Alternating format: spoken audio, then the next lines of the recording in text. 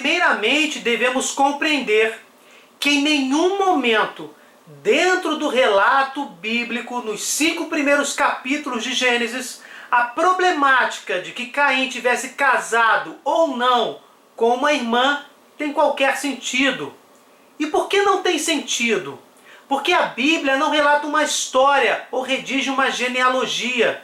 O autor, nestes capítulos, faz uma reflexão sobre a vida. Constata que há homens e mulheres, que é uma tendência inata no homem para o mal. Constata o peso da tentação que seduz o homem. O autor percebe que existem homens bons e justos, maus e injustos, e vive o drama de sua época, drama este que perpassa por toda a história da humanidade. E escreveu, registrou, inspirado por Deus, a figura de todo esse estado de negatividade, de perversão.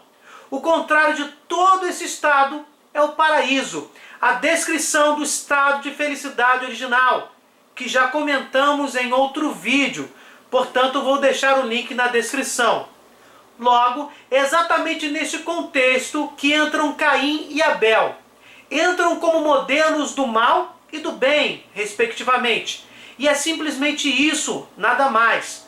Para o autor não era importante saber se Caim casou-se ou não. E se tivesse casado, não lhe interessava saber com quem, embora o casamento dele fora relatado em Gênesis 4, verso 17.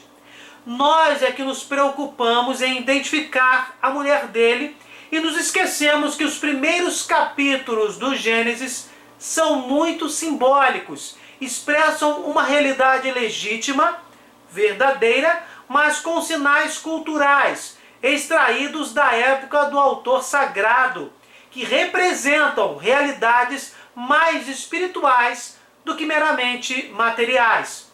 De forma simples, a Bíblia tem apenas a intenção de relatar que existe a maldade desde o começo do mundo e a personifica aqui em um homem, Caim, assim como existe a maldade hoje e é personificada em tantos outros homens maus, outros Caíns.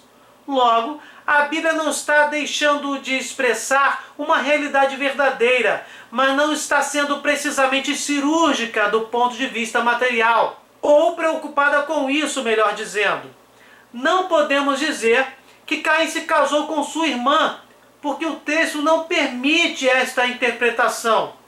Não podemos também dizer que ele se casou com mulher de outra família, pois desta forma estaríamos confirmando o poligenismo em um texto monogenista do autor bíblico. Peraí, Marcos, mas o que é poligenismo e monogenismo? Poligenismo é a afirmação de que existiram vários casais no início do mundo.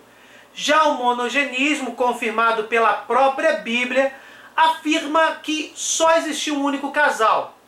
Alguns autores resolvem simplesmente a questão dizendo que de fato Caim se casou com uma de suas irmãs ou com uma de suas sobrinhas, pois o texto bíblico diz que Adão e Eva tiveram muitos filhos e filhas, como está em Gênesis 5, verso 4.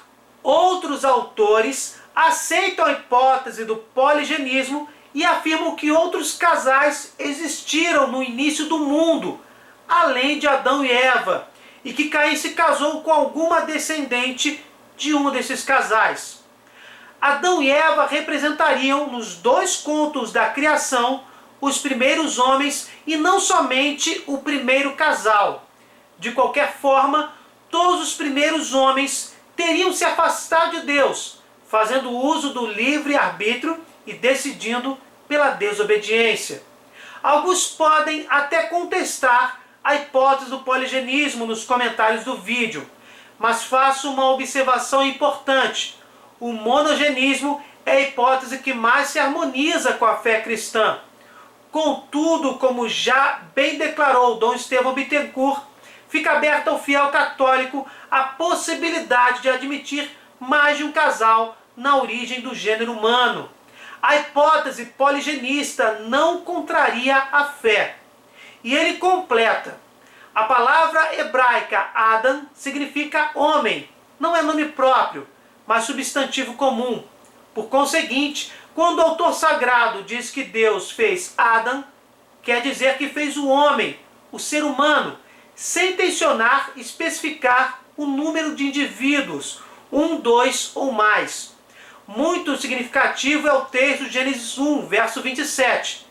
Deus criou o homem, Adão, à sua imagem. A imagem de Deus, ele o criou. Homem e mulher, ele os criou. Neste verso, verifica-se que a palavra Adão, não designa um indivíduo, mas a espécie humana diversificada em homem e mulher. O nome Eva também não é nome próprio, mas significa em hebraico mãe dos seres vivos. Gênesis 3, verso 20. Fica, pois, aberta ao fiel católico a possibilidade de admitir mais de um casal na origem do gênero humano. O que importa em qualquer hipótese é afirmar que os primeiros pais, dois ou mais, foram elevados à filiação divina, justiça original, e que, submetidos a uma prova, não se mantiveram no estado de amizade com Deus, ou seja, cometeram o pecado original. Seria falso, porém, dizer que Adão e Eva nunca existiram, ou que são fábula ou alegoria. São tão reais quanto o gênero humano é real. O texto sagrado nos diz que Deus tratou com o homem nas suas origens, com o homem real, e não com um ser fictício. E a história referente aos primeiros pais é história real, embora narrada em linguagem figurada, como temos a serpente, árvore, fruta.